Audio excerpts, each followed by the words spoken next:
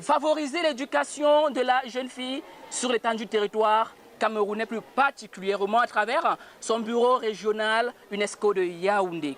Aujourd'hui, nous sommes au sein du lycée bilingue de Bamyanga. Face à nous, nous avons deux principaux acteurs de ce combat. D'abord, bonjour, que nous adressons à monsieur le proviseur du lycée de Bamyanga. Bonjour.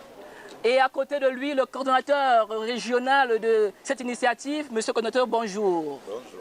À côté de moi, pour m'accompagner dans cette lourde activité, mademoiselle Zainabou Nana, c'est bien ça, je ne me trompe pas, ou Néné, oui. Voilà, Zainabou Néné, à qui je dis bonjour. Bonjour à vous également. Je rappelle qu'elle est élève ici même à OPA6, mais aussi elle a la particularité qu'elle est habituée du micro, parce qu'elle anime une émission à la 102.5 FM, qui est le poste régional de cette même région. Et l'émission est intitulée Jeunesse du Plateau. Jeunesse du Plateau. Bonjour encore, monsieur le proviseur. Bonjour. Comment se porte le lycée bilingue de Bamyanga? Est-ce que je prononce bien le nom?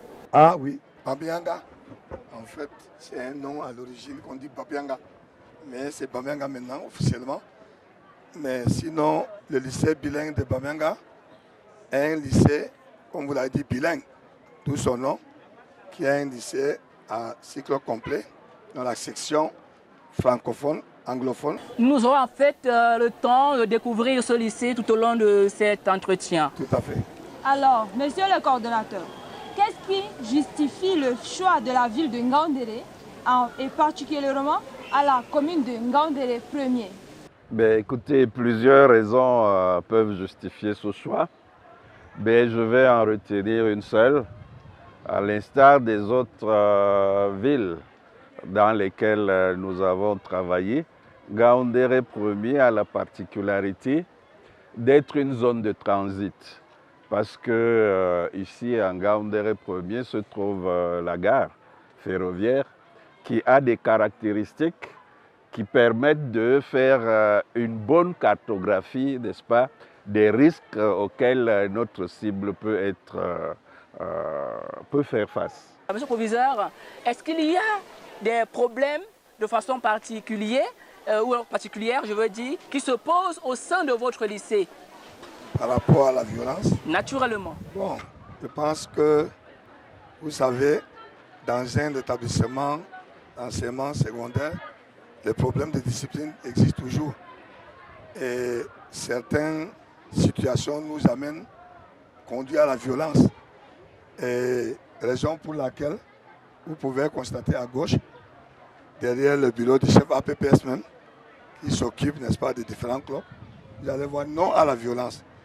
On n'a pas écrit ça au hasard, parce que de nos jours, la jeunesse, vous savez, ne sait pas faire la différence entre le pur et l'impur dans la société. Ce qui fait que la jeunesse peut être entraînée à la violence. Raison pour laquelle des dispositions ont été prises, n'est-ce pas, pour sensibiliser davantage les apprenants afin de ne pas tomber dans, n'est-ce pas, des situations de violence. Est-ce que l'éducation de la jeune fille, de façon spécifique, connaît des troubles, des problèmes ou des freins? Bon, vous savez, nous sommes dans une zone à éducation prioritaire aussi, de la Damar. Et il y a la culture. Moi-même, je suis issu de cette culture-là. La culture. La culture, notre culture. Donc, et en quoi elle peut empêcher ou freiner l'éducation? En fait, j'en viens. Déjà, dans la culture, il y a une mentalité de faire ce que la jeune fille aille en mariage. Ça fait que ça constitue une barrière, un problème. Monsieur le coordonnateur, le programme étant en phase terminale, quel bilan faites-vous? Je vais aborder la question du bilan sous 4 aspects. 4 aspects qui représentent les effets attendus, n'est-ce pas, de la mise en œuvre de ce programme. Le premier effet de ce programme était d'obtenir l'engagement politique des pays qui prenaient partie à sa mise en œuvre.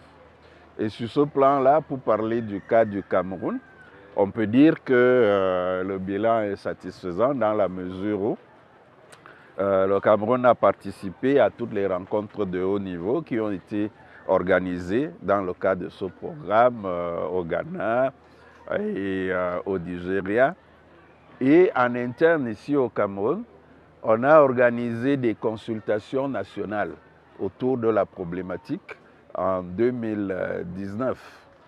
Il y a eu beaucoup de campagnes qui ont été menées et qui ont permis d'atteindre au-delà de 2 millions de filles et d'adolescentes en termes de mobilisation également. Toutes les couches de la société ont été mobilisées. Sur le plan de la qualité, on a formé 3600 enseignants en formation initiale, c'est-à-dire ceux qui sont encore dans les écoles normales. Et ça également, ça va répondre à la question de pérennité. Et en formation continue à travers les ateliers et d'autres sensibilisations, on a formé plus de 11 000 enseignants de creux, qu'on a utilisé les réseaux sociaux, on a utilisé Facebook, YouTube et la CRTV même pour sensibiliser et mobiliser au-delà de 2 400 000 enfants. Donc, vu sous ces 4 aspects-là, on peut dire que le programme a été satisfaisant. Au cours de cette première phase, pourquoi avoir opté uniquement sur l'éducation de la jeune fille? On peut avoir l'impression qu'on ait opté pour l'éducation de la jeune fille. Ce ne serait pas un tort parce que toutes les études connues disent que la contribution de la fille ou de la femme en général à la construction du dividende démographique est importante. Mais non, tout à l'heure, là, lorsque nous avons fait le quiz qui précède cet entretien, en termes de statistiques, vous avez vu qu'il y avait, sinon, autant de jeunes garçons que de jeunes filles qui ont été interpellés. Mais les actions qui ont été menées ne se limitent pas. Non, on a utilisé la jeune fille comme un prétexte, comme une opportunité pour interpeller, n'est-ce pas, l'ensemble de la communauté, à comprendre que investir dans la jeune fille est le chemin qu'il faut suivre. Alors, pensez-vous que le programme O3 a atteint son objectif? Je peux dire effectivement que les objectifs de ce programme ont été atteints en ce qui concerne le Cameroun et en ce qui concerne le lycée. Okay, le programme O3 est-il uniquement effectif au Cameroun? Que non. C'est un programme qui est mis en œuvre en Afrique de l'Ouest et dans l'Afrique du Centre. Donc c'est un programme qui concerne plus d'une quarantaine de pays en Afrique subsaharienne. Monsieur le proviseur, je reviens à vous. Lorsque vous êtes face à un problème d'éducation de la jeune fille, quels sont les moyens que vous mettez sur pied pour y pallier? Quand on fait face à un problème, on essaie de voir la nature de ce problème. Si c'est un problème qui concerne le service d'orientation, nous envoyons les filles à ce service. Donc, ils sont entretenus par le chef de service d'orientation et son équipe. Et quand c'est un problème de discipline, les surveillants généraux sont là pour trouver la solution. Mais si cela dépasse le cadre vraiment, nous convoquons les parents pour qu'ensemble, on essaie de trouver une solution.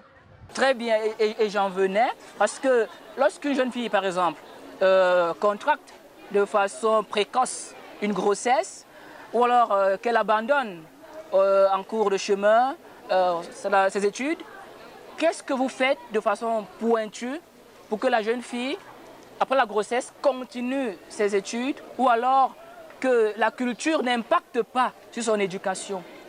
Bon, le problème des cas isolés de grossesse, il survient chaque année quand même dans les lycées.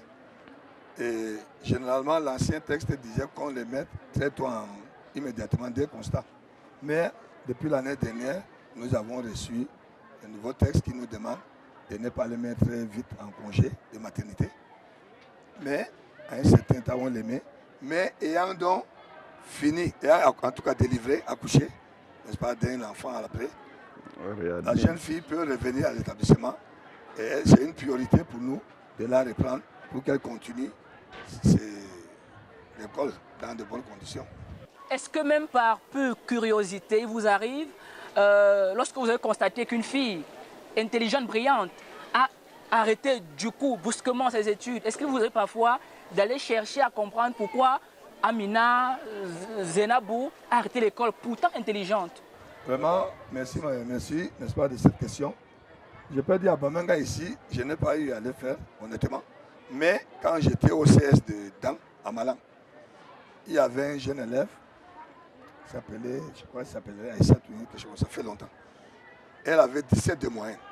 En troisième, elle a eu le BPC, mais on l'a donné en mariage à Berthois. Après quelques temps, j'ai tout fait pour qu'on la laisse continuer. Les parents ont refusé. Donc c'était la curiosité parce que je suivais particulièrement l'élève. Elle était intelligente, 17 de moyenne, très intelligente. Mais les parents ont estimé qu'elle devait aller en mariage. Et elle s'est mariée à Berthois. Bon, après quelques années, je me suis rendu à Dan. Il y a eu deuil dans une maison. J'ai salué les mamans, tout le monde. Je l'ai trouvé, je dis ça. Qu'est-ce que tu fais? Elle dit non. Elle a divorcé, elle est à la maison maintenant. Et là, ça m'a beaucoup gêné. Monsieur le coordonnateur, je vous sens un peu perplexe, touché dans votre émoi. Un commentaire à ajouter après cette historiette? C'est un élément qui permet de mesurer le travail qui reste à faire. C'est dire que malgré tous les efforts qui sont déployés, il y a encore beaucoup à faire.